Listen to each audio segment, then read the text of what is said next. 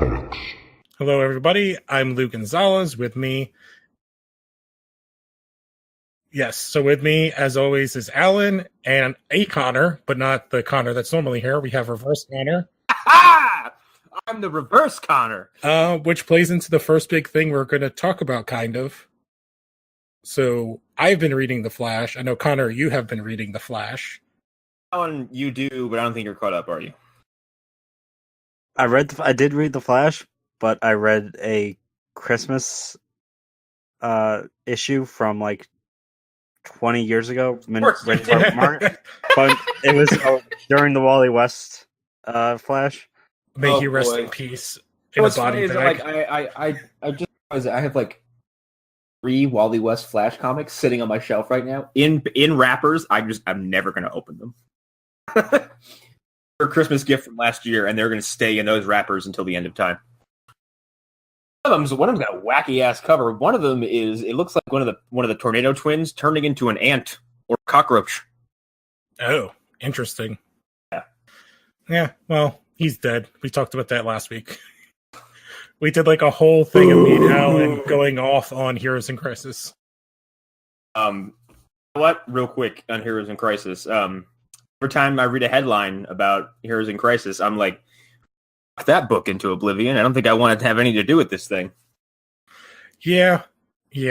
Every time, like, I think, which we've talked about before, like in the chat, was like, oh, you're like, oh, they're setting up for Augusta Gold, and it's like, yeah, and then now they're setting up for it to be Harley, and I'm like, I think it's neither, and I think it's like Batman worked with Kryptonian technology, two things that anytime that they are in any story always go wrong. So, I don't know. Fuck that book into I oblivion. don't care anymore. Yeah. I don't like how Wally went out. Wally or how a speedster went out who was already geared up by bullets? Yeah, well, he went out with a mallet to the face.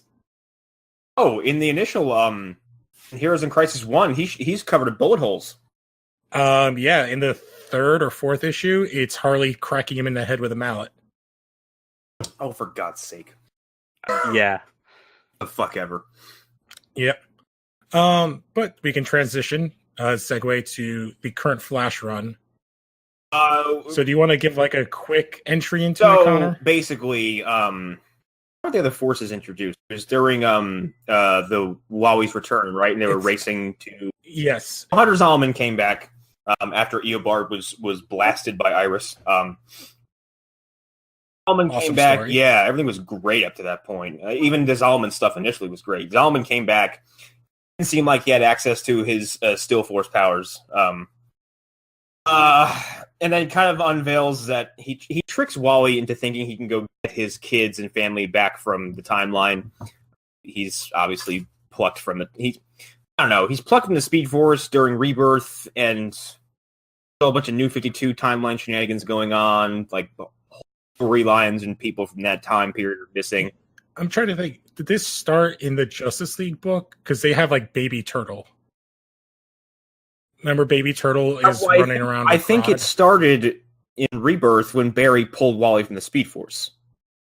Yeah. That's when this all really started. The stuff with Zolomon kind of came to a head after Eobard was killed, and Eobard basically was working with Zolomon. And that goes back to the end of Flash Rebirth, the graphic novel, because at the end of that one, Eobard's put in Iron Heights, and Zolomon walks up and says, like, hey, let's work together. And that plot thread was left untouched for 3 years. Yes.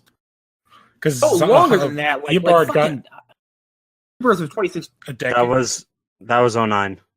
Flash Rebirth was 09, and then DC Rebirth was 2016, right? Yeah. It's about 7, 6, 7.5, 8 years. Yeah, because Eobard got let out during Blackest Night, right? I think so. Yeah. Also, there's like Flashpoint shenanigans and stuff too, because when he returns, he wakes up in Iron Heights and says, like, I remember everything. I remember Thomas Wayne killing me, blah, blah, blah. And trying to explain how Eobard keeps surviving is really complicated because he's just like a cockroach. You step on him, you realize that there's a second Eobard in the time stream somewhere, and he just steps out like, ah! Like... Yeah, what's the issue with time traveling? But at this point, I think everybody kind of just forgives Zalman and Eobard. It's fine, whatever. Yeah. And then Jean Grey dying every 5 years. Zalman basically tricks Wally into running as fast as he possibly can into the Speed Force to basically break it. And in breaking the Speed Force, they kind of bust time and space. They kind of fracture the universe a little bit, and they let in these other forces. So far, we know them as the Strength Force, the Sage Force, and the Still Force. That's what Zalman uses. Still Force. I think there's one other I think there's one other one that hasn't been identified yet, has it? Yeah. The Savage Force? No, the Savage Force. That's not what it's called, is it? No, I don't think it is. I don't remember what it's called, but Savage Dragon comes in and just like drops loads on everybody. Oh god! I went on a Wikipedia. I went on like a Wikipedia like dive into Savage Dragon for a bit. I'm sure that was sticky. Oh, very. He had a 4-way with his sister. What the fuck is it happening? His sister, his wife, and his sister's best friend. I like how and they got them all pregnant. It was like Buffy and Angel fucking through a mountain is stupid. Or Savage Dragon was like, oh yeah, what's this? Oh yeah, I forgot that happened. Thanks, Joss Whedon. Anyway, I don't think Joss Whedon was writing the books. I think he was writing. I heard X-Men. Joss. I didn't read the Buffy comic. I was aware of this at the time, but I was told that Whedon wrote that. I could be wrong. It's also after I don't remember what season this is. Alan, you know more, when Clark and Lana have sex in Smallville and they like register on the Richter scale. Yeah, I think it's. Oh, hold on. Wait a minute. How the fuck is she not dead? There's like a convoluted thing where she gets some sort of powers at some point. My ass. Which ends up leading to their breakup. Because she gets infected with kryptonite, and then they literally cannot be near each other, and that's how they write her off the show. But yeah, so there's these extra forces out in the universe now, and basically Flash and Iris, who are now officially back together, are on like kind of this. This part of the story is interesting. They're on like a globe-trotting adventure to go kind of track down information on them. Yeah, that part just started with the newest issue. Throughout all of that, like Godspeed has kind of returned and had a brief face run and then disappeared. Little Wally has left to go join the Titans. And Wally Prime, I suppose, went off to Sanctuary, and then he got dead. They haven't even addressed it in the Flash comics yet. No, they did. No, they haven't. They did one thing. He has a hallucination of Wally, but it's before he knows he's dead. Yeah, because it's in actually one of the identity crisis, not identity crisis. The whatever crisis crap that they're doing. Booster goes to Barry, but it's in that book, not in the Flash book. Yeah, throughout this, Barry's been looking for this. Oh, did I mention the? Oh yeah, I mentioned the Strength Force. The Strength Force and the Sage Force, that's the two that we'd kind of come to see so far. And the Strength Force speaks for itself, turns you into the Incredible fucking Hulk. And the Sage Force... And it has to do with gravity? I don't know. Or some bullshit? The Sage Force is a little nebulous. Seems to be... It has to do with telepathy, I suppose. It's like... I feel like it's empathy. Yeah, it has to do with something like that. It's kind of a psychic thing. And some of the presentation is kind of cool. I really like the concept because now you've really lessened the importance of the Speed Force by saying like, oh yeah, there's like 4 or 5 others. Like, yeah, kind of reminds me of someone else's run on a different character. What would that be? Green Lantern. Remind me of what this was because I'm not. Oh, you mean that there's yellow lanterns and orange lanterns and indigo? Oh, and well, I mean, like that, and blue. That's like the yellow lanterns. I was just about to bring this up because during the at WonderCon 2016, when they were having the whole preview of Rebirth, and like the creative teams were being revealed. Jeff Johns, when Josh Williamson came out, Jeff Johns mentioned that Josh Williamson would always was a big fan of his during the Green Lantern stuff. So I think it's him both doing storytelling and paying an homage to Jeff Johns. In the I was finished my mac and cheese. Other colored lanterns beyond the most familiar ones, I'm okay with. I thought you were saying they added a fucking fire, no, they did just add they added fire red Green Lanterns or fire red lanterns, and Oh no, they added a new one recently that would be the same time that they did the Still Force. Because Grodd has Turtle, who's using the Still Force, and Sinestro found the ultraviolet spectrum, so it's invisible. And instead of the user controlling the rings control the users. Yes. That size exactly the correct. Oh my god, Alan. And this is I did that side because I literally went back and bought on Comixology all the shit I missed after canceling half my DC book subscriptions. Like Injustice 2? No. And Injustice 2? Injustice 2? Off topic real quick, that's supposed to have an annual coming out, I guess. That's supposed to wrap up the whole story. It already did. That's how little I care. Just check out the Comic Historian. Okay. For that one. You don't. It's the last thing I read was the last issue of Injustice 2 I read. I thought there was gonna be more, but it's just it's just Alfred telling Bruce Wayne, he's like, I'm busted, I'm leaving, bye, and that's it. And he just leaves. There's no resolution. So why the fuck did y'all bring him back in the first place? Yeah, I'm trying to. Oh, I was looking up something on the forces. So at some point, do you remember the Morrison map of the multiverse? Okay, I'll have to find a picture. I'll send that in here. But apparently, on the outside, the wall of the multiverse is the Speed Force, and they have actually changed part of it where now it is blank. I'm looking at it right now. So I guess. So apparently, they are constantly keeping that up. So when the Flashes broke it, now there is a space open. Okay, so that's the space that's open is letting the other ones in, I suppose. Yes, because part of the story, which is I actually don't mind, it's the kind of lightheartedness of the Flash. When he goes and has the Council of Flashes. Yeah, that shit's kind of cool because you got in the Citadel, fucking rootin' tootin' cowboy Flash with guns and a domino mask.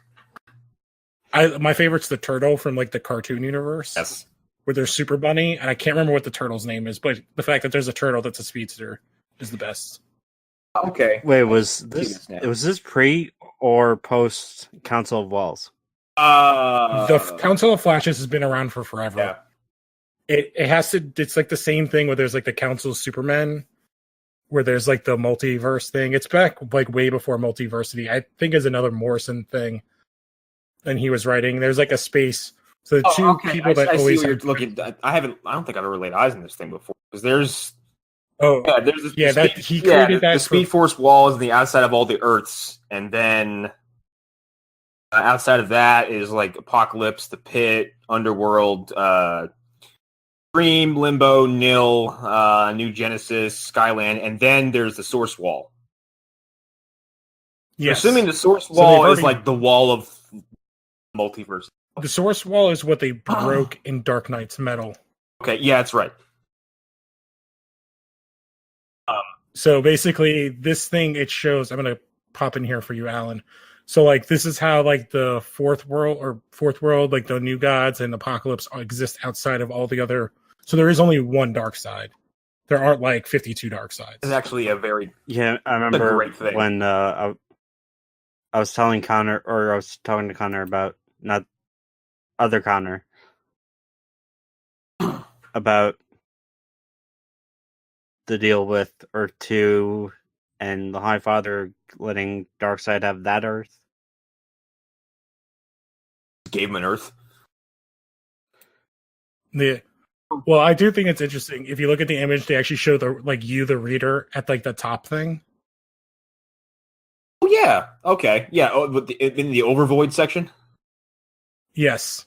So that's you as the reader. Thing. So I guess, yeah. I'm gonna dissect this later on because I haven't actually seen this. I admittedly have not read enough Grant Morrison. Hold your tomatoes. But I'm leaving it. I also still haven't finished Court of Owls. Still hold your tomatoes. Oh my god! I know. But the Morrison run where this plays a part was Multiversity, and that is when we got to jump through all the universes. Kind of sounds something like we're getting on TV. Yeah. And one of them is like we're all like it's kind of like chibi versions of all the characters where they're all little kids. You have like the vampire one. You have the one where it's like the old school Shazam family. Okay. There's also Pax Americana where it's the Charlton characters as the Watchmen. Yeah, that's the Watchmen universe. Like all the universes are in there, and they all have their specific numbers. Shit, okay. Wait, one of the Earths I'm looking at this map is the Watchmen universe? Yes. And so the idea is the closer you are to the core, the more the more similar you are to the prime.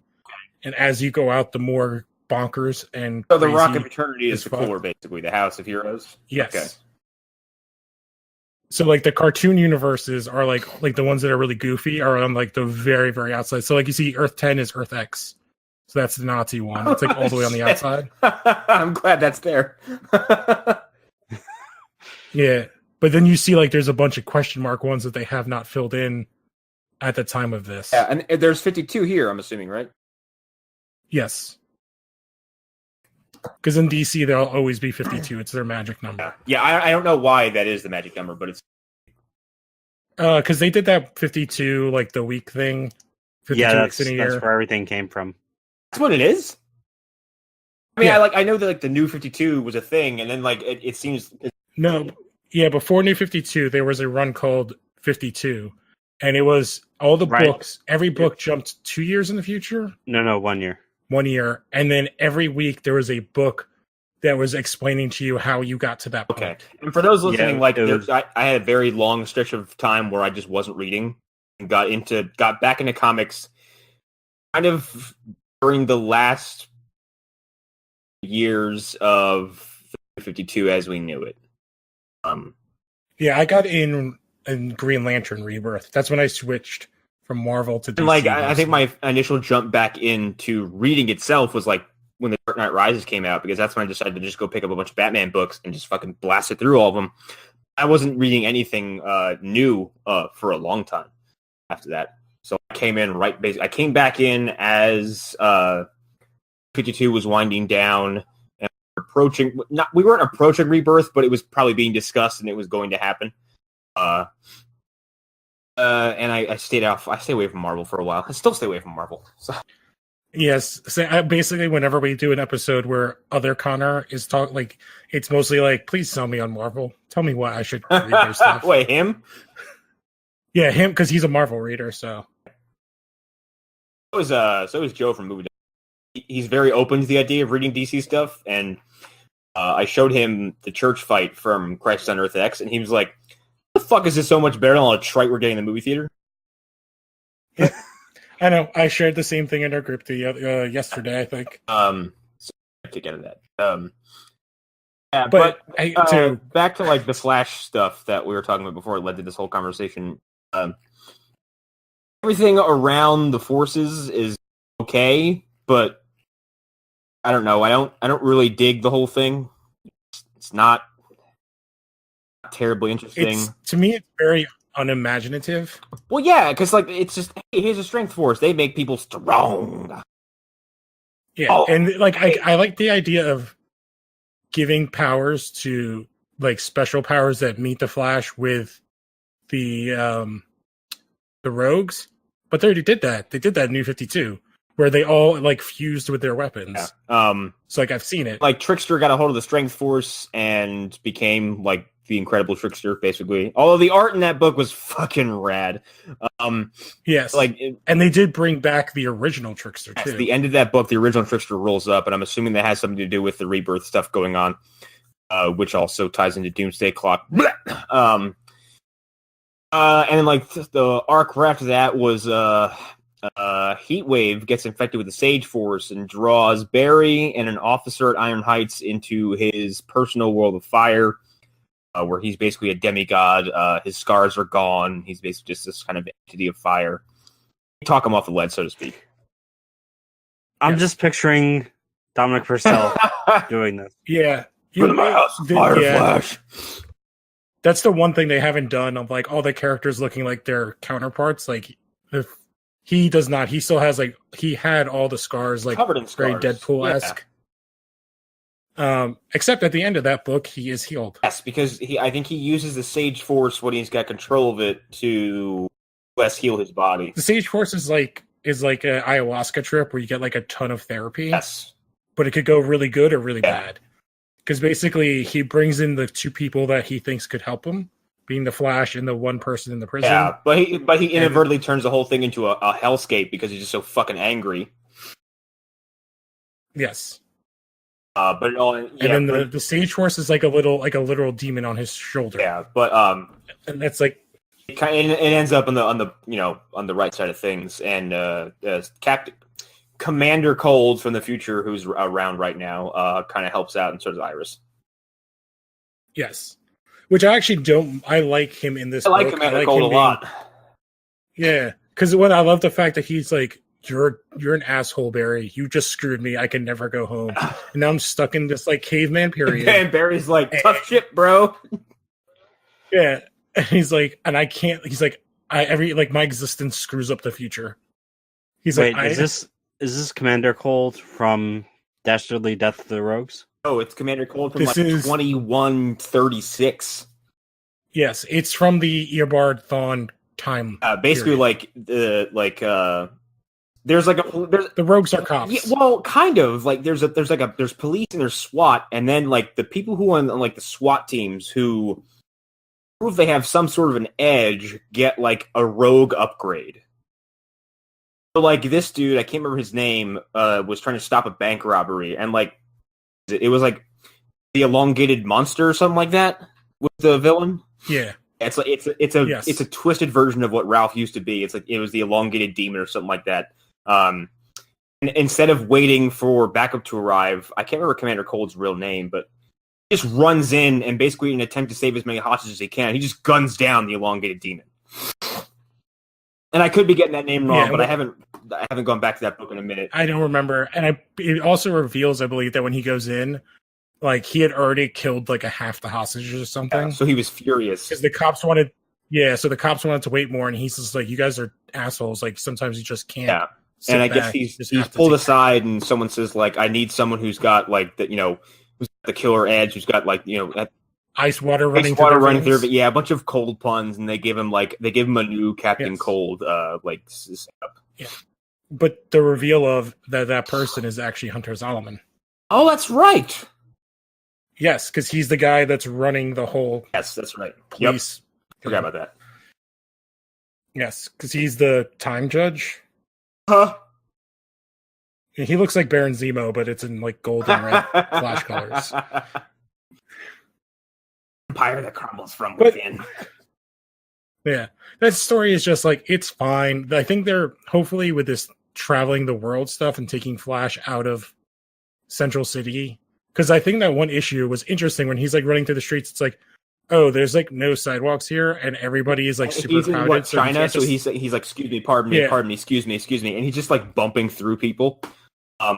Yeah, he doesn't have the open highways. Stop and grab a purse snatcher, and then he's like, "Where do I take you?"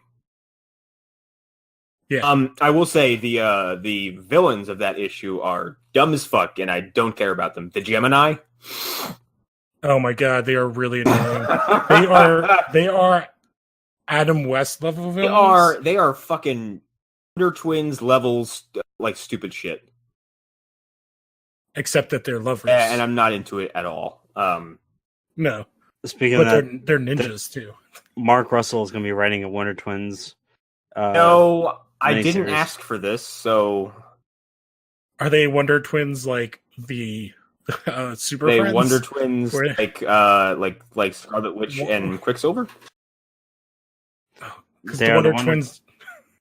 They are Wonder Twins, as in the aliens, or the humanoid. I gotta be honest, I Yeah. don't know a fucking thing about the Wonder Twins outside of the Super Friends. Well, that's the original version. They did like a Justice League 3000 version, which was also dumb. Okay, are the Wonder Twins some of those characters that like Black Vulcan for the show Yes. because they couldn't use certain people? They were to make to have somebody younger. That, and it was also because Hanna-Barbera was making the show, so they wanted characters they could claim as their own.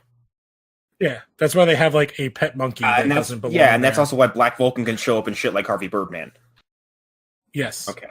And Apache Chief. Yes. I think those are the two that they made. And then their power sets are so bad. The Wonder Twins. And that's I think that's what's gonna be the best thing about the book or the miniseries.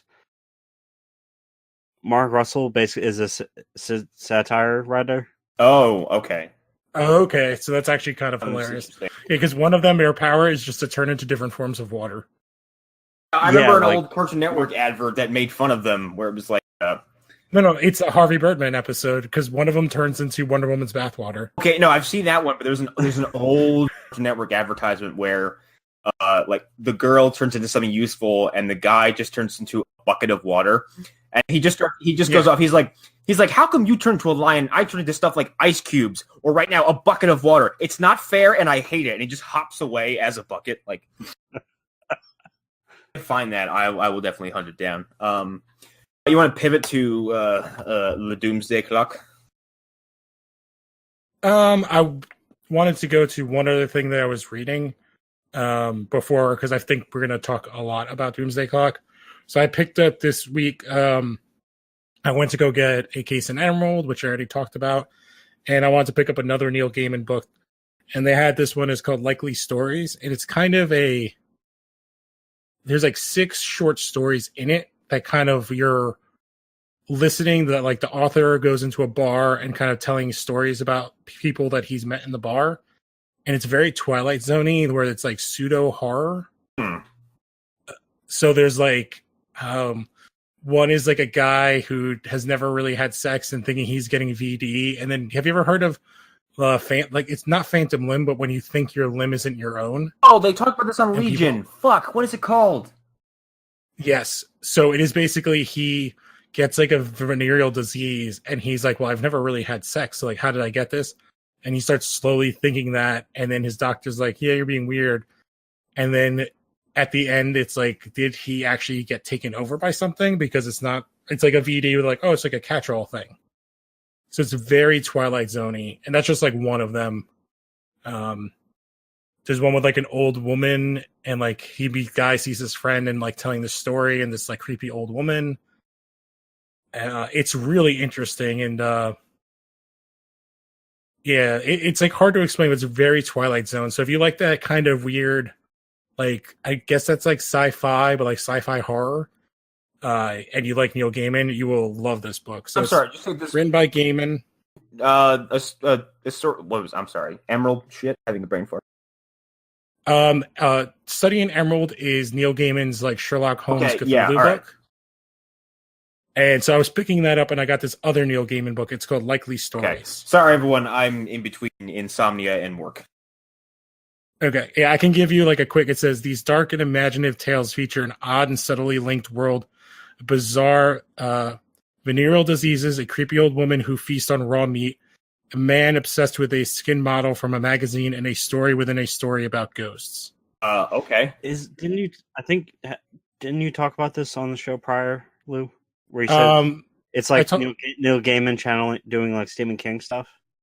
No, I did not. I think I picked it up, but I hadn't read it. I just read it this week. But that's what the guy sold it to me as. But yeah, so it's written by Neil Gaiman and Mark Buckingham, drawn by Mark Buckingham. The art is really good. It's very imaginative. It's definitely like an adult book because there's nudity and cursing. but if you like that kind of Twilight Zone-y stuff, like you will really dig it. And also it's Neil Gaiman, so it's fucking I need awesome. to read more Neil Gaiman. Yeah, Grant Morrison and Neil Gaiman's like my wheelhouse because it's like that weird, batshit crazy stuff. I remember I had a few issues of Sandman like a time ago, and had no actual point of entry. Like I just ended up with these issues and was so fucking confused. Yeah, Sandman's like another where it's like there's an overarching story, but there's a lot of like mini stories inside of that. Because Alan, you just started reading, or you wanted to read Lucifer, right? I bought Lucifer book 1. And I also bought this Sandman volumes 1 through 6. Oh my god, Sandman's like almost it's so good, but can sometimes be impenetrable. Like I've never gotten to the end. I always start reading, and then I get like one volume in, and I'm like, my brain hurts. I had this is the one thing I remember from Sandman. I had a Sandman issue where I'm putting together pieces from some memory I jettisoned a long time ago. There was like a probable serial killer who wore like a fucking gas mask or some shit. Oh, okay, yeah. He was probably wearing the Sandman has like a helmet, and in that story starts, he has like 3 items that are missing because he had been held captive, and one of them is his gas mask looking helm. It was someone in like a trench coat, like almost like a Rorschach outfit and a gas mask.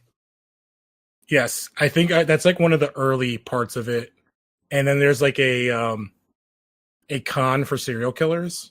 I don't know. This is all shit. Like, Yeah, thing I pulled from like a local bookstore. Yeah, Neil Gaiman's fucking crazy pants. It was something I got from a local bookstore along with a 3 to 4 issue series called Punisher and Wolverine, not Punisher versus Wolverine. Some of the most atrocious artwork I've ever laid eyes on, where Wolverine's hair constantly changed length and never seemed to stop flowing like snakes. The whole premise was that Wolverine is tracking the Reavers, and Frank's doing his thing, and Damage is also a Reaver. Damage. I don't even know who Damage I didn't know who Damage was until I read this fucking comic book, and I don't think I've heard of him since. This other Reaver named Damage gets some kind of cosmetic surgery to look like Frank Castle, and he goes around butchering innocents. So then Wolverine starts tracking Frank, actually Damage. Oh my god. And it culminates in a very awkwardly drawn brawl between fake Punisher and Wolverine, where like Wolverine is in his old brown and yellow costume, without the headpiece, and like it's short sleeved, and he constantly looks like a tubby little fat shit. Oh my god. Along with this flowing, ridiculous hair. I gotta dig this shit up and put it in our main chat because it's funny looking. It's got some really, really bad art. And I think it ends with actual Wolverine and actual Frank Castle never once crossing paths. Yeah. That's hilarious. In a terrible way. Oh man. Connor, you have to put that in the fan. Oh, look, I'll try to find it. I think I've shared individual panels from it. Let me see if I can pull one up. Like, Alan, have you read anything besides what we're going to get into with Doomsday Clock? Yeah, technically I read two other things, but I'm going to choose the Life of Captain Marvel, and it's basically the new origin story. Okay, so this is the Marvel Captain Marvel. oh correct? shit! I found a cover. Hang on, I'll put it in our chat right now so you can all look at it. And then Alan, you about. So this is Carol Danvers, Captain Marvel? Yeah. Okay. So I'm like out of it. I know that she was like a bad guy or something at some point, and she had amnesia. So this is like her new origin, probably to get in line with the movie. Yeah. Damn. Oh god, that's awful. What is going on there? Why does he have flowing locks of hair? He's never had hair like that. Oh my Two more God. covers. I got Oh, sweet Christ. another one coming for you And right here. We should probably yeah, no wonder Marvel nearly went bankrupt. probably put like one of these images as the fucking cover art of this episode. Bam! Oh my God. Why is his hair so flowy? Hey, I got one more. Oh, here it comes. It's great for our listening audience, but I'm hoping we'll find a way to get these for the audience. The episode release. Bam! That's the worst one. That muzzle flare. What is it doing? Like, I don't even know what's going on here. Like Wolverine tore a single piece of cloth off of Frank's shirt there, which Frank's stomach is protruding out into a very odd angle. There's like 11 billion pieces of fabric in the air. Well, every single cover, Frank is missing one piece. Like one of his parts of his shirt is ripped. Just one. Can't seem to land an actual hit. He just keeps ripping off clothes. He looks like a shitty version. He looks like Wild Child, but with black hair. It looks really bad, and that's just cover art. And his claws are crazy long. Yeah. I'll dig up some actual. I'll dig up some actual frames from that book later on, and we can make fun of those in the group. But yeah, holy shit, it's a terrible comic. But hey, Alan, what was that thing you read about Captain Marvel? That's I'm sure better than this piece of shit. Yeah, it legitimately is. Most things are. So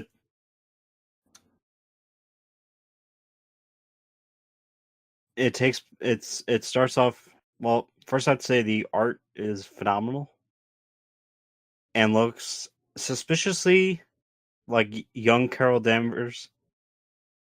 Looks suspiciously like Betty from Archie.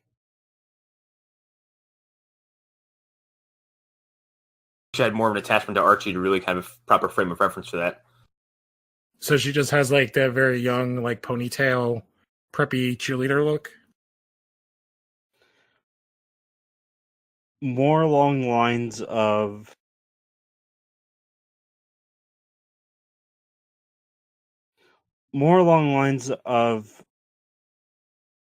Archie issue 700. And unfortunately, have no idea what that is. Yeah, I've never read an Archie comic. Yeah, I think I've read Archie surface level shit. There's a panel for you guys. Oh my god. This is a gift that keeps on giving. Is he a spaghetti robot? I don't fucking know. Anyway, we're distracting. I need to read more Captain Marvel, generally speaking, now that Alan's brought that up, because especially the movie coming out, and like the only Captain Marvel I've read recently that had anything to do with her was Civil War 2, and I want to erase that memory from my brain. Yeah, I read a little bit of her way back in the day when she was like heading up, because she was part of the Initiative, wasn't she? Oh, no, wait. That's incorrect. I read that Hickman run that Eric sent me, and she's featured prominently in that. And that's where I learned a bunch about her, too, because that's where I learned her and Jessica Jones are like best friends, and that's how I learned that she has really no memories, and she's kind of faking it. So, Alan, what can you give us of her new origin? Well, it's a 5-issue miniseries. I just finished before we started the show. I was reading it, waiting for Connor to hop online, and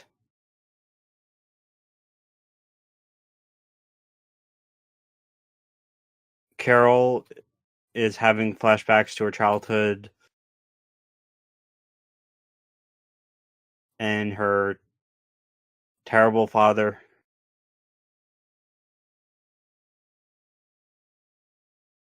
who was abusive. Do you think we'll get any of that in the movie? No, it's a Marvel movie. What do you?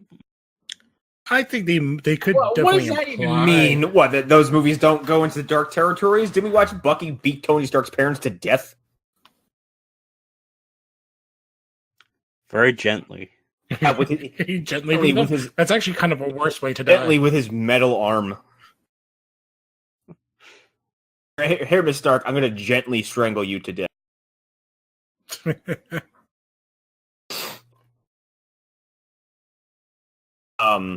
But it then cuts to present day where her and the Avengers are fighting some bad guys. I don't know. I'm still trying to get further and further into Marvel lore. And she's just wailing on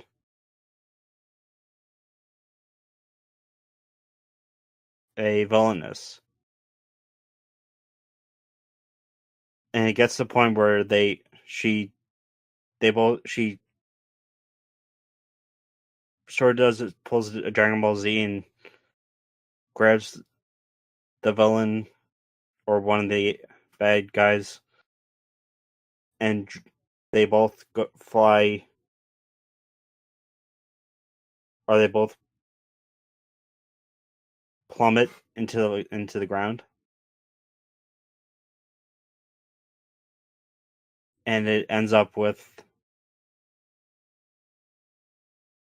her collapsing,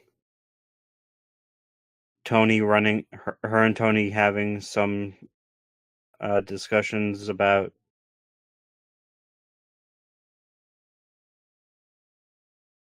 like what happened.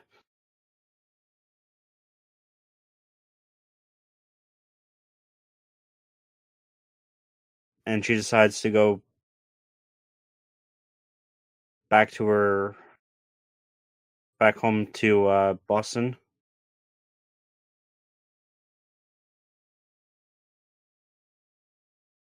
And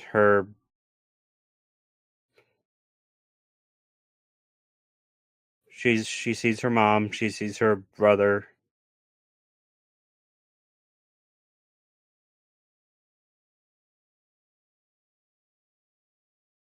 Her brother was fine with how, or her brother's chiding her about not being around when their father was dying from cancer. Her abusive father? Yeah, her abusive father.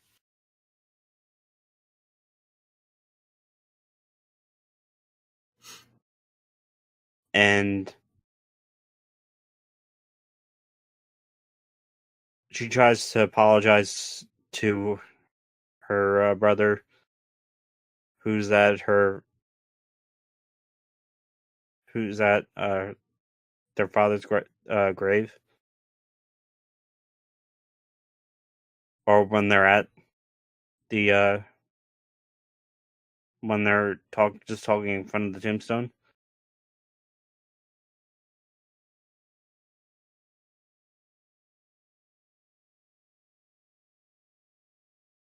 She's heavily drinking.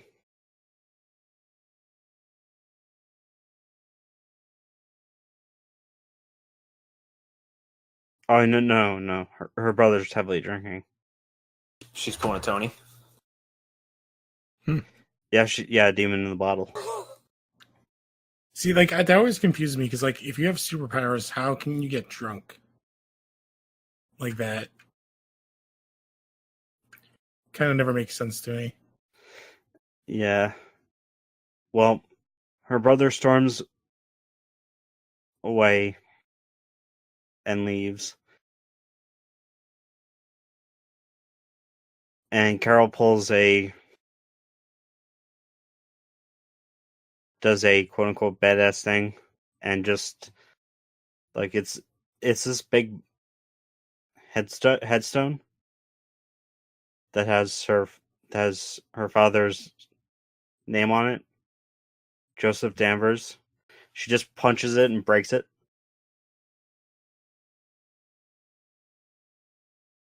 Wait, I'm sorry. I lost you there. She punches a headstone? So she punches her dead dad's headstone. Yeah. Yeah. Okay. Well, that's a way to work through something. And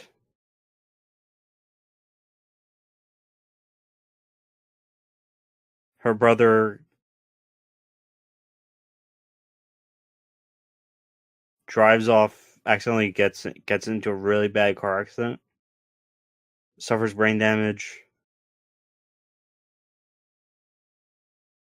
and in the book over the course of all this, 9 months go by.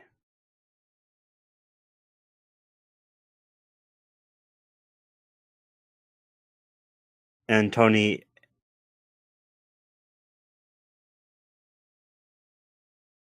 sort of astral projects himself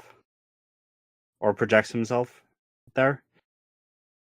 Like Stark Tony? Yeah. How does he astral project himself?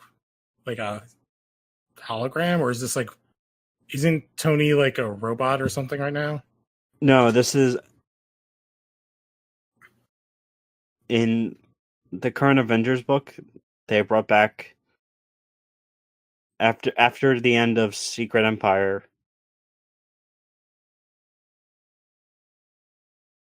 I haven't even fucking read Secret Empire yet. It's actually really I heard good. it's good. I watched- I wasn't driving on the initial Yeah. crux of it. Concept. Yeah, I'm not thrilled by it, and it's Secret Empire opinion. At first, they were like, "No, it's the real Captain America. We fucking swear it's the real Captain America." And then somewhere,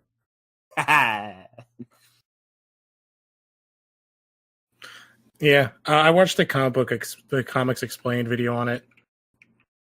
I'll get to it, but last I checked, Tony Stark was he was like an AI fucking ghost. Yeah. He then in the Iron Man, before Bendis went officially left Marvel to ruin Superman. Yeah.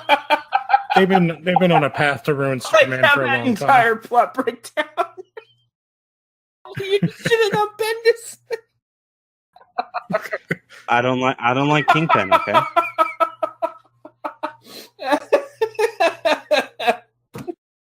Seriously, E3 from like I feel like you just pulled like a really long con in setting up like that entire plot breakdown. Just be like, and the end of the story is that Michael Bendis sucks. He ruins Superman.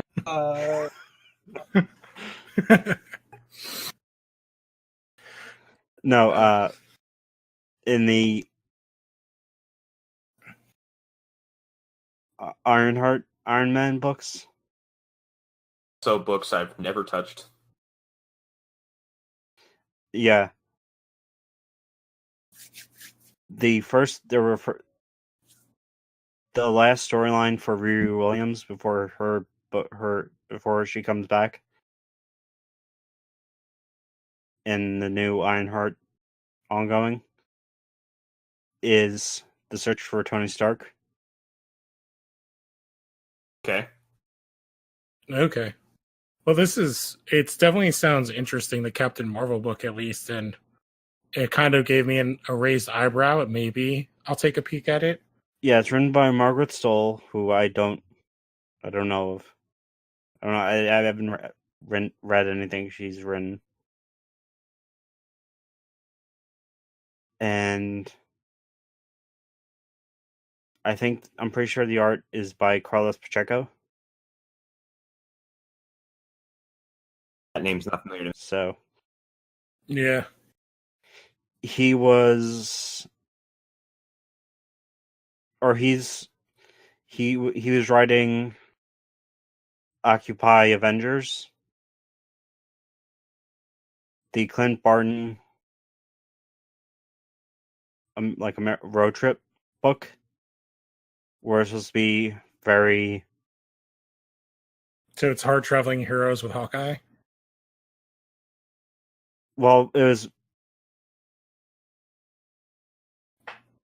was them trying to figure out what to do with Hawkeye because they don't know what to do with Hawkeye since He's just a dude with a bow and arrow. well, ever since Mad Fraction did Hawkeye with David Aja, no one's used him right. And I'm sure I'm going to piss, if John listens to this, it's going to piss him off.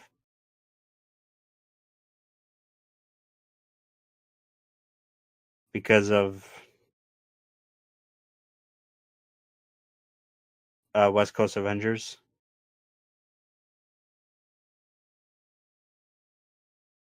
But I highly recommend it. Well, I need to read some Captain Marvel shit anyway for the movie. When does that movie come out? Comes out next year. Thank you, Alan. You fucking smartass. Jesus Christ. Next year is like 3 weeks away. Oh my god, that actually went over my head. God damn it. Because Dad joke Alan returns. I'm changing to that again. If I had the effort, I would put in a rim shot after you said that.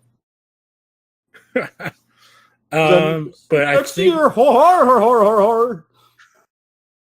I think we could transition to something that maybe we'll see issue 9 next year. I might be. At the pace of these I books. may have a 33rd birthday before this fucking book is. You know what? Very possible. Very possible.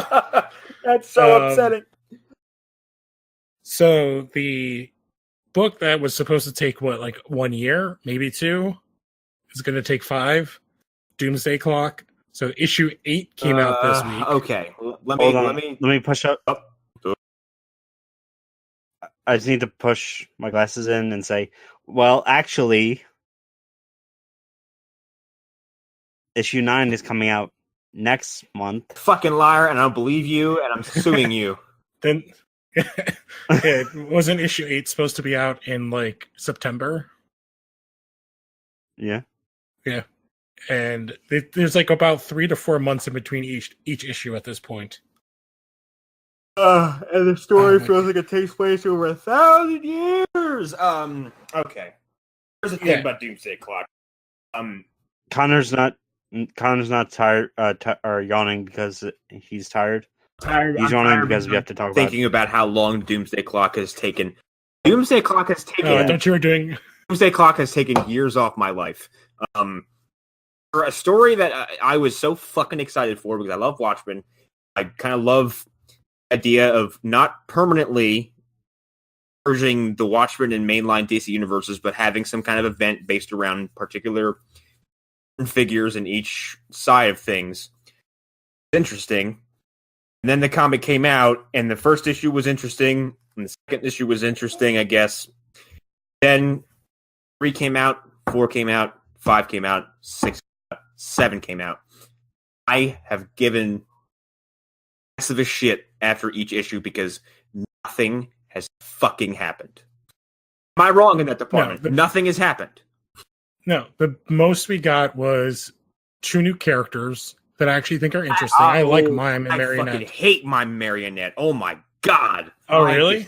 I like the concept of them. They feel like it's like, hey, look, here's a dime store Harley Quinn and not Joker. Yeah, I actually have a theory that their son that they're looking for is Joker. Oh god. That's so because but right? Yeah, that's so terrible, but probably correct. But this is also in the same time that we know that there's 3 Jokers.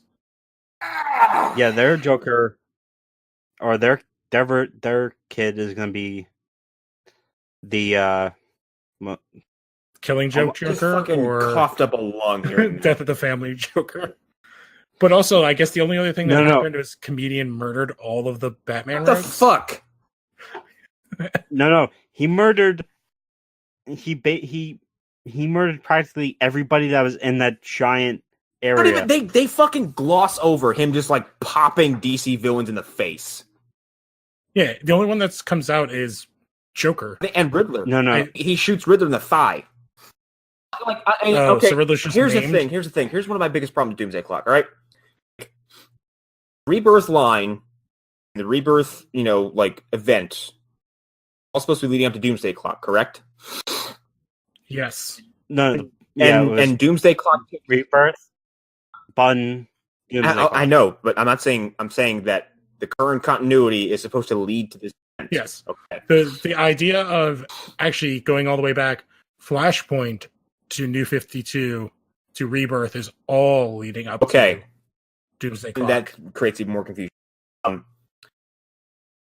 Purely from a stylistic standpoint and from a world aesthetic, why is it that when I read Batman now, the Riddler is a 20-something-year-old dude with sideburns and an open shirt, and then I jump into Doomsday Clock, which is the same universe.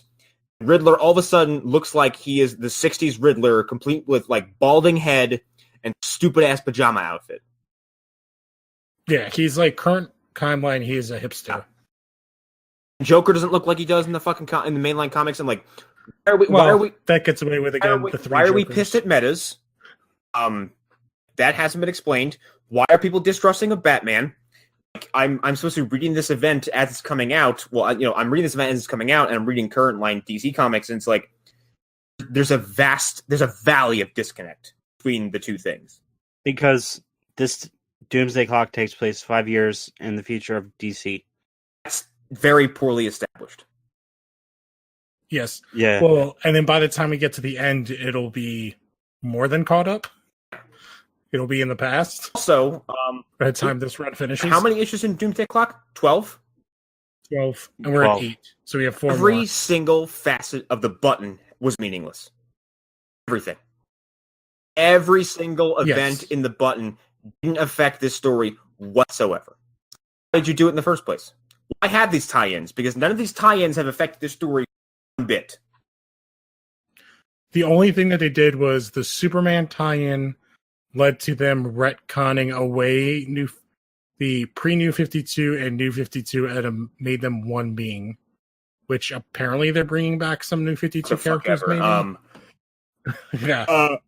Since I've ruined any chance of me ever working at DC Comics, because I attacked Jeff Johns in my review of issue number 6. I just want to repeat my A, B, C, and D. Who thought it was a good idea to A, launch this book, B, put these characters in a book with other DC characters, C, make it 12 goddamn issues, and D, comedian returning from the dead like Lazarus kills the book? See, I don't mind those things, but I wish that they would have had these all written out and drawn out before even launching book 1. There's just seems like two companies making connected. To mention the fact, like we said, issues 1 through 7 are criminally uneventful. So, White jumps over to the DC universe and talks with Lex Luthor, and he's like, and that's what I did, and that's what makes me the smartest man on my earth. Lex Luthor fucking laughs at him. Yeah. You're the smartest man on your earth? Are you kidding me? That's the dumbest shit I've ever heard. I'm like, and now this story can't be taken seriously. Like, one of the biggest characters in DC on that side of things go, you're fucking dumb. And what Batman does to Rorschach, too?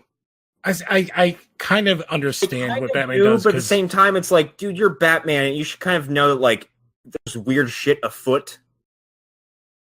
It just makes him seem more paranoid than I'm willing to let him be. Like, it's like Batman's paranoia I forgive to a point, but some point it's like, you're a fucking dickhead. And on the other side of things, that new Rorschach character, that is the only thing I want to stick around after this, because that's super interesting. Oh, he's awesome. I really think that really interesting the backstory. Yeah, that is a interesting. fancy way to do that, and I'm really into it. Yeah, because he's the son of Rorschach's psychiatrist. Yes, and like the way he discovers all that is really interesting, and his origin comic is really good. But it ultimately doesn't add into Doomsday Clock. It's like a backdoor pilot for what could be a permanent character, because he has no way of getting home. No. Now here's my other thing. When Veidt was leaving Watchmen Earth, was it not getting covered in nuclear fire? Yes. Okay, so cool. So Dan Driedberg and Sally are all dead. That's fucking fantastic. Well, this ties into one of the other things that was dropped way long ago, which there was rumors at one point, if you remember, that Comedian was one of the Jokers, and then they introduced 2 random new powered characters in Batman at the time, which Gotham and Gotham Girl. Yes, which I think Gotham Girl has popped back up recently. Gotham is dead, though. Yes. But, like, there was, like, rumors that they were somebody, but, like... They were plants? Yeah. And, again, like you said, the only characters from that Watchmen that we have not seen is... Was it Sally Jupiter? Yeah. What's her... And, Owlman? Night Owl and the Silk Night Owl. Yes. Like, I think there's a throwaway comment like, "Oh, are Sally and Dan coming with us?" No. Yeah. And I might say I'm being too critical, but honestly, I was really, really, really waiting for this fucking shit, and I have been very much let down by it. Oh yeah, there's also the fact that they just another throwaway line about the Mothman guy. The Moth hero. Oh, that guy. Yes. Yeah, Rorschach meets him in the asylum. In Arkham. And we also met the guy with the pen, who's like a very old DC character. The whole thing is supposed like there's a couple the genie. There's a couple different threads going on here that just they're building towards the return of the JSA, Justice Society of America. Yeah. They're building towards some kind of showdown with Dr. Manhattan and Superman. And like that is really interesting because I think that I want to see this end with Superman just one punching Dr. Manhattan. That's really how I see it. But the thing is, like, he shouldn't be able to because Dr. Manhattan's basically a god. Yeah. Which, if anything, I thought it would be more interesting if we had some of those characters meet their original counterparts, those charlatan characters. But instead of Captain Atom, we got Firestorm in this issue. Yeah. Who they're kind of almost the same character in many ways. At this point, actually, is not Firestorm, as what Batman says at the end of that issue. No, see, I think that is Firestorm. The energy readings aren't Firestorm. Dr. Manhattan's. Yes, because the light turns blue. But I did want to start off, so the actual first page of the issue, Veidt is in the Oval Office. Yeah, how the hell did he get in? Because the cat is just chilling on the presidential seal, and he's looking at some file. And at the end of the issue, he is not in the Oval Office.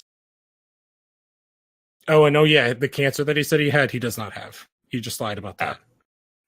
Yeah, and which led to Rorschach nearly killing him. Yeah, because Veidt's like, I lied to you the entire time. I used you to get on it. Which Veidt really fucking need new Rorschach? No, not at all. Except maybe to, like, distract. He needed muscle. Yeah. He is muscle. He handled the fucking Watchmen by himself. Yeah. I think to me, it's more like he needed a rabid dog or something to set off as a distraction. I suppose. But, like, in this, so, like, there's also the whole comedian thing, which I hope is what you're going to bring up, because like, there's one thing about doing a sequel to the Watchmen. There's another thing to more or less undo the event that sets Watchmen in motion, which is to save the comedian from death. Yeah, because they save him. Basically, they say Dr. Manhattan just popped him out of time. Him out of the timeline right before he hits the pavement. Then who the fuck hit the pavement? The Sentry. Dr. Manhattan. Was Hyperia. What is the stupid thing they have going through all this? The Superman theory? The Superman. Yeah. Where basically the idea of everybody hates metas because they think that the government is creating them. Well, no, it's established in one of the earlier issues that they found a connection between metas and the government, and it's sort of, or not sort of, they're producing metas. They're making they're comparing metas to nukes. Yes. Well, that part makes sense, but the idea is that the United States government, the world thinks, in this giant conspiracy theory is starting to like grow global, I guess, attention, that the United States government is somehow creating metahumans. Thus, why And, there are and more that's American metahumans. and that Superman is basically a government puppet. Yes. It's like okay, like Which- like issue 8 is the most interesting because it all of a sudden got. This was the one issue so far that felt the most like Watchmen. You dove yes. so far This- head first into the actual real world politics that are supposed to inspire this shit, and up until now, it's just felt like, ooh, what if the comedian shot Lex Luthor in the stomach? Blah! He didn't just do that. He killed the Rogues. He killed Mr. Freeze. Like nothing but like worthless comic book shenanigans, and Watchmen is full of Oh, and this episode's like super dark. yeah, and like Watchmen is full of commentary, left and right, it's Yeah. everywhere. That it's thick with it. This really hasn't been at all. Yeah, because basically, well, to share with everybody that may have not read it, Firestorm basically thinks that people are spreading lies about him, goes to Russia, where they are genetically testing children when they are born to find out if they have metagenes, and basically conscripting them. And then once he goes to Russia, he is attacked by their team of superheroes, which is Posar, who's a character I have seen before. That Flash girl, Mister, whose name I forget. the speedster, is from like when the Speedstorm happened. She's part of the team with the Chinese Superman, and no one else I know who the hell they are. It's I mean, it's- from New Superman? no, it's the Guardians. The big old bear man's going to show up too. Okay, because I like remember Rocket remember Red. the Russian Avengers guys? Oh, No. wait, are you talking about the movie that they made? Oh, yeah. God, that movie is fucking metal. But yeah, and then Firestorm starts getting the shit kicked out of him by normies, and then turns them all into glass. And again, in an homage to Watchmen. You know, Watchmen. Well, Watchmen. Yeah, and then Lois gets some sort of package. The other part I really liked was Superman visiting Kandak. Well, that was saying rad this because wrong? I like seeing Black Adam pop up is really cool. And Black Yeah, Adam that was, and the Creeper. and Black Adam was coy as fuck with Superman. Yeah. Well, 'cause he's, like, on the level, I don't know who like, how- Firestorm is. He might be here. He might not be. But if you see him, tell him he's welcome here. Bye. Well, because he's one of the few characters that can like kind of go toe to toe with He Superman. can. Also, he's in a very Doctor Doom-esque position where he's like, I have my own fucking country of problems to deal with. He's like, the rest of you can squabble all you fucking want. Yeah, and if it's metahumans or nukes, him saying I'll accept all of them is just like I'm quickly becoming A super one of the most powerful countries. Yeah, and I did like the scene with the little kid, where, like the Sandman kid, and the backstory behind it was a sandstorm. Because again, that gets into the political stuff. It's like, yeah, it's like, wait, he's a little kid. It's like, yeah, he's from Syria. He saved like a bunch of people from getting gassed by Assad. Yeah, that was it. Who's a I Russian love that. puppet. Yeah, that was interesting. And like the frighteningly realistic drawing of Vladimir Putin. Oh That yeah, is weird. Our president wasn't Trump in the comics, was it? yes, it was. Yeah. I missed that entirely. And then we get Lois. I repressed getting it. Lois is getting the USB that has the Justice Society of America, which he's like, I've never heard of. And then I actually really like the scenes with Firestorm and Superman with the kid, Yeah, I did too. where he's just losing his shit. I Like it's very well. Lou, I think I know why you liked it. It was very Smallville. Yeah, it was very like. Well, it's very like a scene. It's a scene with really two people, so it's a very very intimate scene. Like, and Ronnie Raymond is a kid. Like that's what they establish in this is that he's like a high school age kid, and he did something bad. Yeah. And Superman being Superman is like inspiring to him, and he fixes the problem. And then that whole end scene is just where they're shooting the glass people, and Ronnie's trying to save them even though they're dead.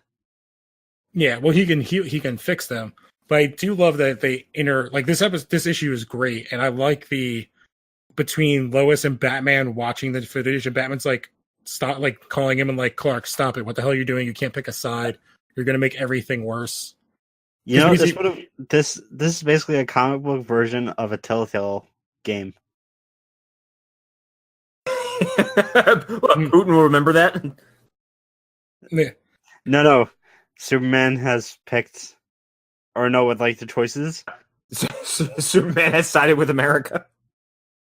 Superman sided with okay, Firestorm. I gotta go off topic real fast, but it's kind of in line with this. I was watching the DC abridged Justice League War episode, and there is a Telltale reference that flew my fucking head the first time I saw it.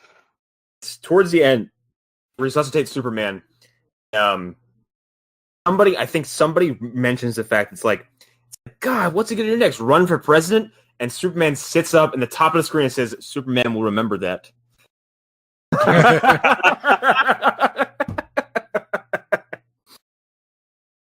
Because for those who don't yet watch that, you fucking should.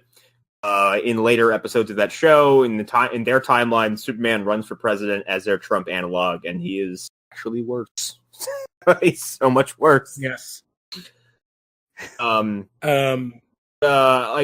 the last thing I was going to bring up, I do think it's interesting that they're saying Putin and Posar are saying that they have proof that Firestorm is an agent in the United States, and basically they're declaring World War III. Yeah. Which is, like I said, this is where the comic came to life. I was like, you took fucking 8 issues to get to the actual Doomsday Clock scenario? The whole impetus of Watchmen was like nuclear fear. We were afraid of the bomb. Like, yeah, and in this, it's not a nuclear war. It's like meta-human war. But it took so long to get to this. There's any actual tension. There's been no tension throughout this entire story. Yeah. I'm not fucking feeling it. I was optimistic going into this. Yeah, I know. And then the last, basically, which is interesting. So at the end, we get the blue light, everything. We don't see what's going on. The TV Lois is watching gives a fuzz, and then we end with Veidt saying, yes, it begins. And then he has a gun and a helmet and a uniform with him in the last panel. Into the Guardian. So I feel like they're kind of implying that the first shot that's taken is from Veidt. So he sets this whole thing off. Yeah. So, my thought is that they're writing this in a way where he's trying to create a world war to make Dr. Manhattan show up and fix his toy. Like, he's coming in and kicking over his sandcastle, and then Dr. Manhattan has to show up to fix it. Interesting. I'm also wondering, because they are teasing, a showdown with Superman and Dr. Manhattan. I'm just wondering what sets up that fight. Because, remember I said, Superman's going to one-punch Dr. Manhattan? Maybe Manhattan doesn't fight back.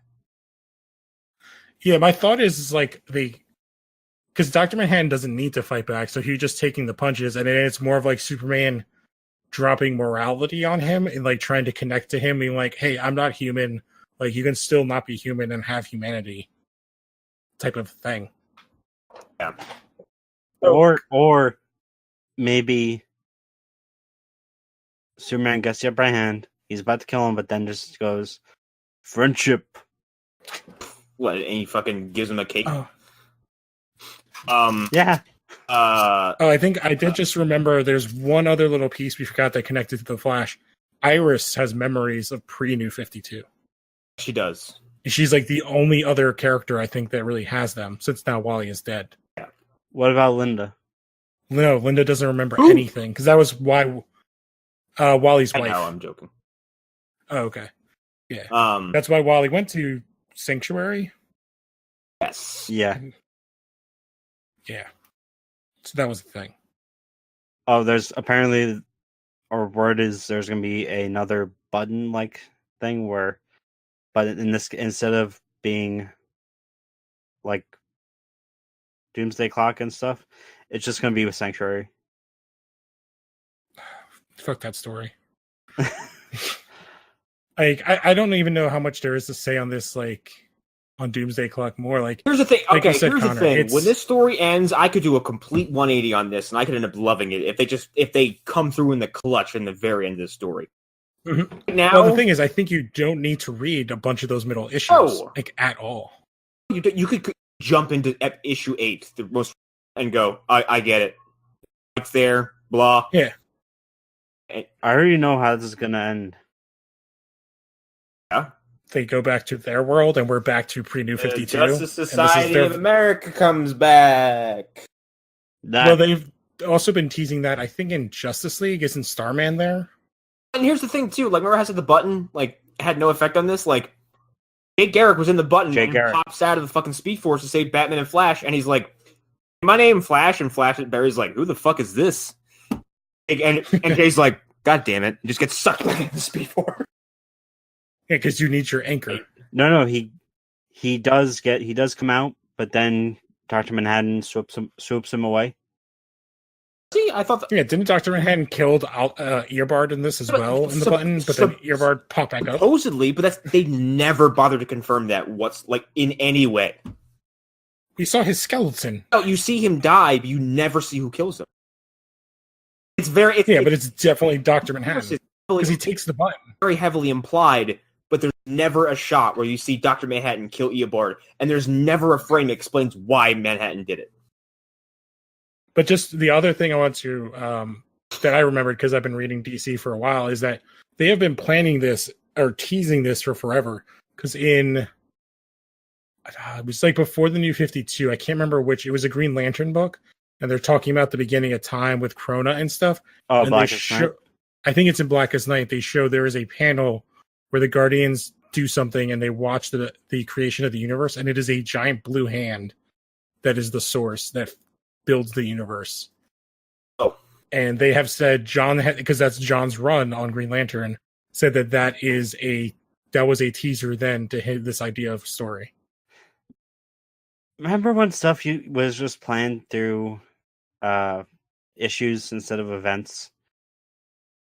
Yeah, but they can't sell books, so they only sell books during big events. And that's part of the problem I have with Doomsday Clock. Is it just feels like an excuse to draw some buzz by Yeah, that's 100% what it is.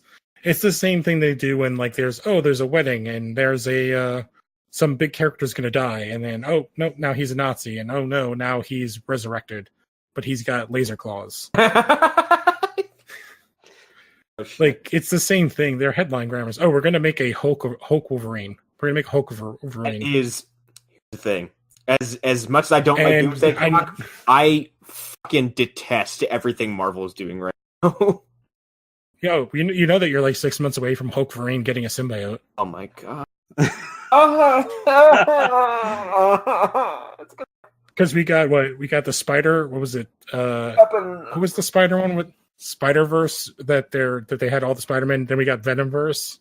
I tried reading Venomverse, and that is some stupid shit. Didn't we get like a Deadpool version? Because anytime they do something with Spider-Man, they do it with Deadpool. Yeah, there's like Venom. Because they had Like Spider-Gwen, now there's Eddie gets sucked Gwenpool. into a universe where like everybody's Venom. Haha. And he becomes the god, doesn't he? I think so. The symbiote Something. I don't know who at Marvel is like, let's make symbiote again by putting them fucking everywhere. I'm done with it. Like, I got into the Venom, the new Venom run when they had a new host. And like, God. When it was Flash? oh, it was someone in between. It was some, like ex-military guy. Oh.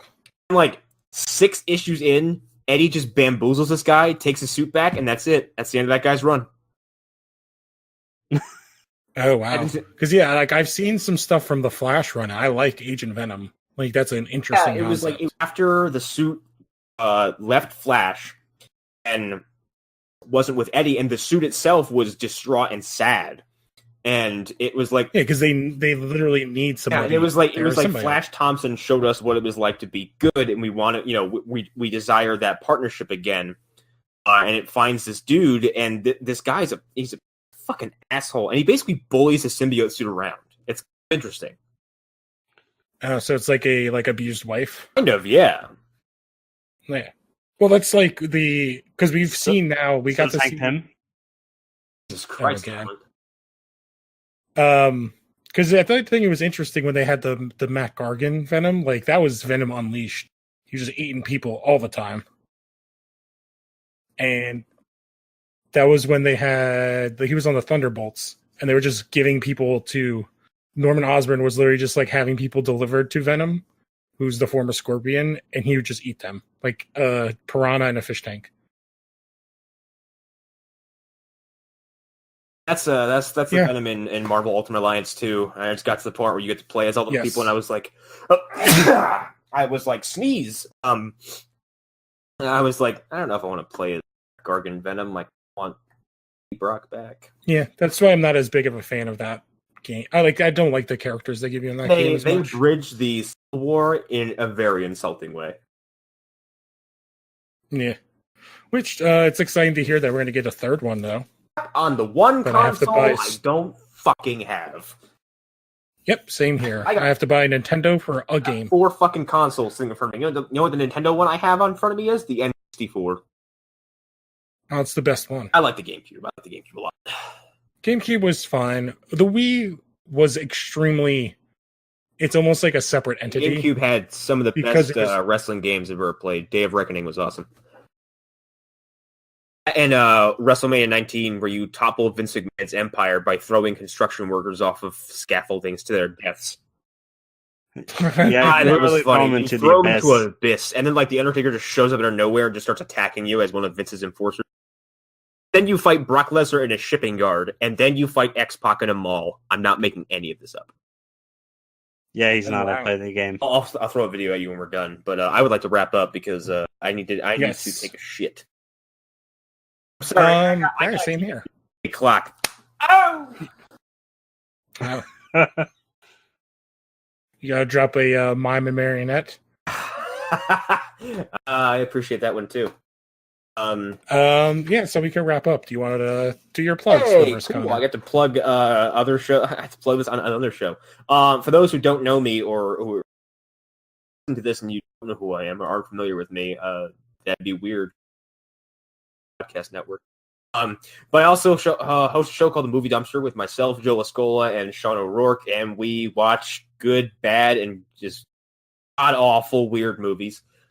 We offer our little 90-minute reviews of break down the plots from start to finish. We offer our fucking wacky-ass insight on them. So you can find us at MovieDumpsterPodcast.com. We just did Santa's Sleigh and the Christmas That Almost Wasn't.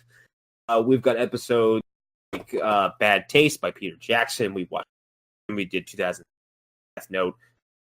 Was that You did Baby's Day Out? Fuck.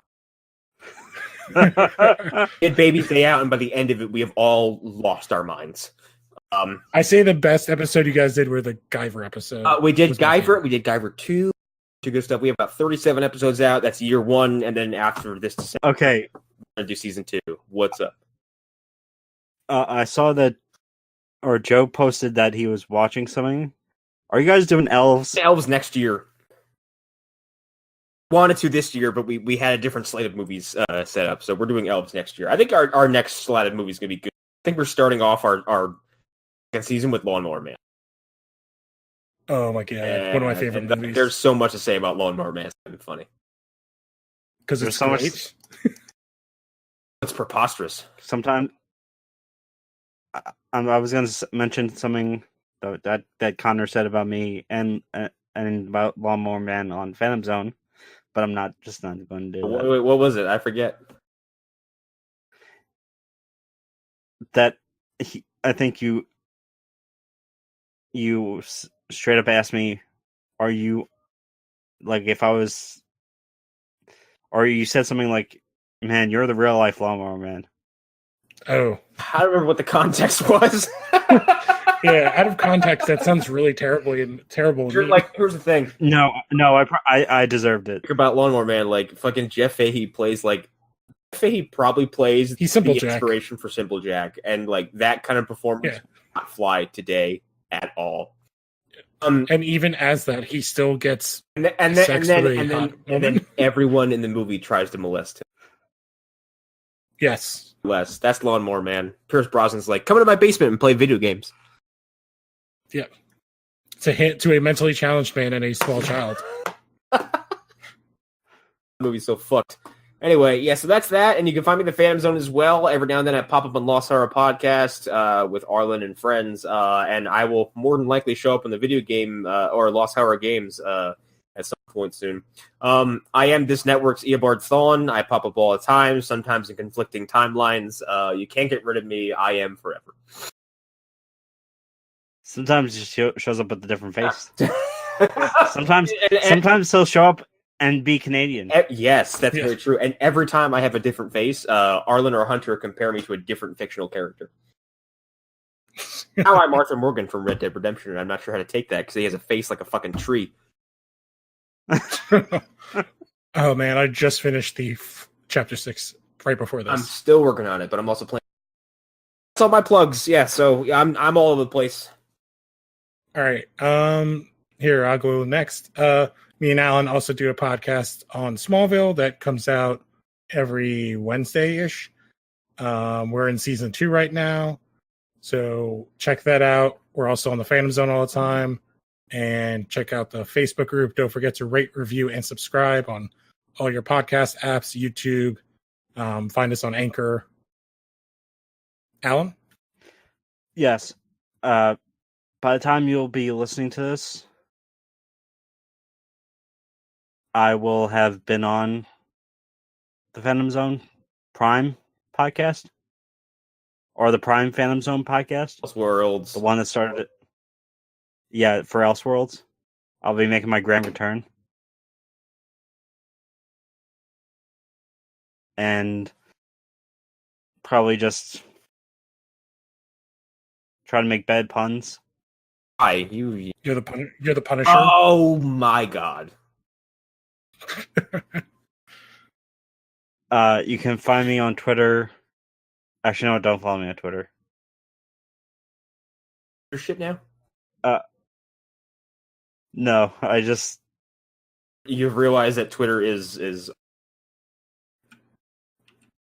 Yeah. Follow me on Instagram, though. At Comics Boy. Yeah, follow me too. I am Reverse Connor, just like I am on Discord. Yep. I am Lou A. Gonzalez on Instagram. And that's been And Now Comics. I'm stepping on Lou's show. It's fun. I think we can say bye now. Bye, guys. Bye, everybody. Bye. Fuck Bryan Singer, I guess. Yeah, and fuck Bryan Singer. Wolverine's hair should not flow like loving locks. Comic with Wolverine. My God, it's bad. Bye, everybody.